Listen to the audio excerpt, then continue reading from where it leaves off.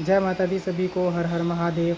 देखिए, एक मैसेज मैं लेकर आया हूँ। साधना काल में आपको क्या करना चाहिए, क्या नहीं करना चाहिए। जो कुछ बातें हैं बहुत ज़रूरी हैं, ये छोटी छोटी बातें, तो ये मैं आप लोगों को बताना चाहता हूँ। देखिए, साधना अगर आपने कोई उठा रखी है तो उस समय को साधना काल बोला जाता है। तो सबसे बड़ी बात ये होती है कि साधना हम उठाते हैं कि पूरा समय हम साधना को ही देंगे। ठीक है। तो जो वर्किंग है, अगर आप लोगों ने ज़्यादा लंबी साधना उठा रखी है, जैसे 21 दिन की या 41 दिन की, तो जो बच्चे वर्किंग हैं वो इतनी दिन की छुट्टी तो ले नहीं पाएंगे।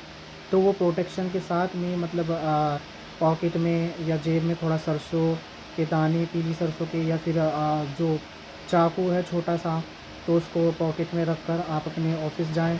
और जैसे आपने 3 दिन की साधना उठाई है या 5 दिन की या 7 दिन की साधना उठाई है, तो उसमें आप कोशिश करें कि आप उस टाइम पर घर पर ही रहें, क्योंकि साधना के समय में लोगों के बीच में नहीं जाना चाहिए, भीड़ में नहीं जाना चाहिए, क्योंकि उस टाइम पे आपका ऑरा बनता है।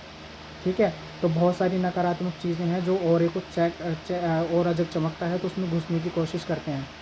और बहुत बच्चे तो ऐसे हैं जिनका ऑरा जब कमज़ोर होता है, तो साधना के समय में जब उनका ऑरा चमकता है तो नेगेटिव चीज़ें उसमें घुस जाती हैं, तो उनको निकालना बहुत मुश्किल हो जाता है, तो बच्चों की साधनाएँ खंडित हो जाती हैं।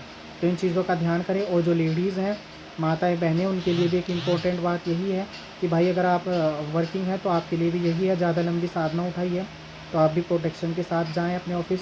और अगर आप कम समय की साधना उठाइए, मतलब 3 दिन की, 5 दिन की, 7 दिन की, तो उसमें कोशिश करें कि आप भी घर पर जाएँ रहें और साधना को समय दें।